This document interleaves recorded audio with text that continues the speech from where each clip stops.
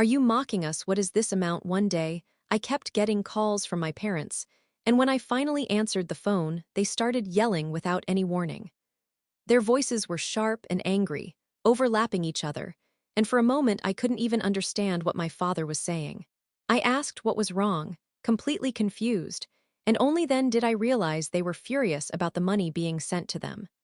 My sister Ally had supposedly been sending as much as $4,000 every month, while they believed my contribution was only 50 cents. That's not right, I said immediately, my heart pounding. I am sending $4,000 every month exactly as agreed. But my words didn't calm them at all. Don't lie, my father snapped. Ally is a model. She earns far more than you ever could. She's the one sending us $4,000 every month. I'm truly disappointed in you. My mother joined in right away. Are you just enjoying living alone and spending your money however you want? Why can't you learn something from your sister? She sends us so much of her hard-earned money, and you don't care about us at all. She let out a long sigh, as if I were nothing but a burden. As always, my parents were gentle and proud when it came to my sister, and harsh and accusatory with me. I couldn't make sense of what they were saying. My head felt blank, my chest tight. Why did they think I was only sending 50 cents? No matter how wronged I felt, no matter how much I wanted to explain, the words wouldn't come out. In the end, overwhelmed and hurt, I decided to do exactly what they seemed to expect of me. I stopped sending money for a while. I am Violet, a 28-year-old employee at a food processing company. There is a 5-year age gap between my sister and me. Ally was born with the face of an actress. Ever since she was a baby, strangers would stop and stare at her, turning back again and again just to look. Adults constantly praised her, saying they had never seen such a beautiful child. Standing next to her, I was painfully ordinary. People would laugh lightly and say things like, "Violet's face is so plain," as if it were a harmless joke. My parents believed from the start that Ally was destined for success, either as an actress or a model, and they adored her without restraint. Their attitude toward me, however, was completely different, and that difference was obvious even when we were very young. When I was in elementary school, I wore old clothes passed down by neighbors, while Ally's wardrobe was always new, stylish, and up to date. I never took lessons of any kind, but the moment Ally showed interest in something, my parents signed her up immediately. Spoiled by that treatment, Ally grew more overbearing with time. "I don't have to lend you my things, Violet," she would say, "but it's fine if I use yours." She took my favorite stationery one by one. When I complained, my parents always defended her. "Ally is still a child, forgive her," they said. Even when she was clearly wrong, they dismissed me with, "You're the older sister, Violet. Be more understanding." They brushed aside my feelings as if they didn't matter at all. I was exhausted by Ally's cunning and my parents' blatant favoritism, but nothing ever changed. When I reached the upper grades of elementary school, Ally announced she wanted her own room. Everyone knew she wouldn't give up until she got her way. My parents told me to move into the living room instead. "You don't have many clothes. Sleeping there is enough for you," they said casually. I carried my bedding into the living room, where portraits of my grandparents were displayed. Both of them had passed away shortly after Ally was born. Unlike my parents, my grandparents had cherished me deeply. My grandfather had chosen my name.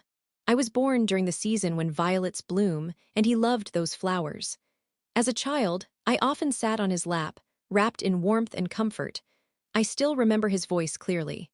"Violet, no matter how hard things get, you can always overcome them. After that, happiness will bloom again, just like violets." Those memories surfaced vividly as I lay on the living room floor, staring at their portraits. As I grew older, the difference in how my parents treated Ally and me only became more pronounced. Home never felt comfortable.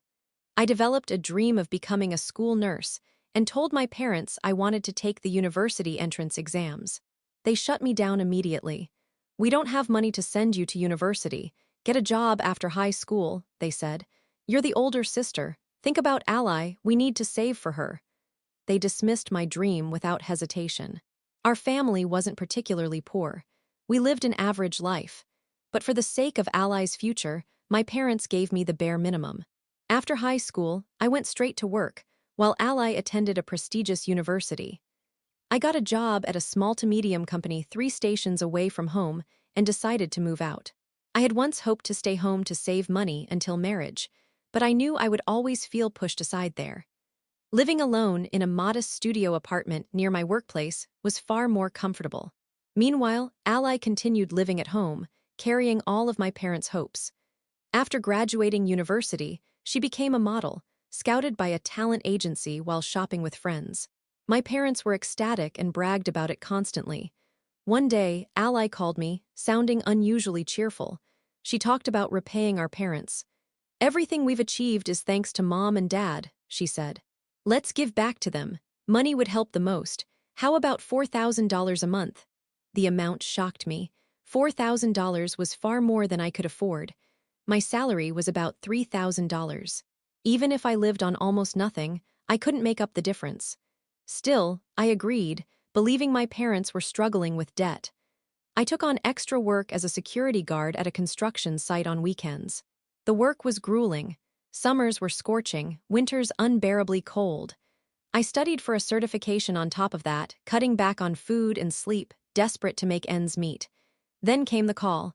I was busy and missed it at first. When I finally answered, my father's furious voice exploded through the phone. "Are you mocking us? What is this amount?" I tried to explain, but they wouldn't listen. They shouted that Ally was sending $4,000 and I was sending only 50 cents. Before I could clarify, they hung up. I later learned the truth. Ally had suggested we use a shared alias, Rainbow, when sending money. I didn't know her stage name was Rain. The $4,000 transfers were credited to her, while the 50 cents were traced back to my name, Violet. My parents believed Ally was the generous one. That night, I lay awake, unable to sleep, my heart heavy with bitterness and tangled emotions. I was wondering whether I should continue sending money in this situation. So I decided to talk to my high school friend Na, who works at a consulting firm. Na was very capable at her job and has always been a reliable and justice-minded woman. Since high school, she is very trustworthy. Because she gives frank opinions when consulted. Fortunately, her workplace was nearby, and we were able to talk over lunch. During our break, I was surprised. "When you said you needed to talk all of a sudden, what happened?" she said, staring at my face. "I want to talk about something concerning my family." I began to tell her about the recent events. After listening to my story, while nodding, Nina asked me, "Are your parents really struggling with money? Aren't they still in their 50s?" She was also astonished by the amount of $4,000. "It seems they have debts. It's money spent on us." And my sister Ally suggested that we send money to our parents to show our gratitude. Na looked surprised and comforted me, saying, "You say it's money spent on both of you. But you didn't even go to university, right? Isn't it mostly money spent on Ally? And isn't your dad working too? There's no need to send $44,000. It's unimaginable that they suddenly need $4,000 when they have been living fine. So far, if they say your contribution is just 50 cents, why not stop the payments like your parents suggested?" I agreed with Nina's advice. "You're too kind, Violet.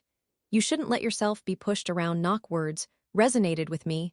What am I to my family? I should never just do as my family says, I reminded myself. 2 months later, my phone wouldn't stop ringing from the morning. Thinking it was too persistent, I answered the phone. And Ally was angry. "Why haven't you been answering the phone all morning? And why did you stop sending money on your own? What were you thinking?" Ally shouted, her anger apparent. "I'm already overwhelmed with my own life. I was told that our parents were struggling because suddenly there was no $4,000 coming in. But I knew that the $4,000 was turning into Allie's pride, and our parents' wasteful spending. Actually, Na and a friend of Allie's were acquaintances. And I had heard this from Na. Na has a wide network and had been asking around for my sake. I always suspected there was something off. I also heard that Ally spends quite a bit on clothes and cosmetics. Nina told me. Hearing this from Na, anger welled up inside me. Even though I was cutting back on my expenses and working part-time, it seems Ally had been telling her friends my big sister is my source of funds. So I rely on her money. Lately I've been struggling. Because I don't have money from my sister, I might have to cut back on facials and cosmetics for a while. Then I found out that my mother was buying luxury brands, and my father was not going to work but gambling instead. It felt ridiculous to support my parents' and sister's wasteful lives with my money. "Do you think I don't know Dad is working, so my money isn't needed, right?" I declared. A week passed. I've heard everything. Next, my parents came to me, the $4,000 payments had stopped.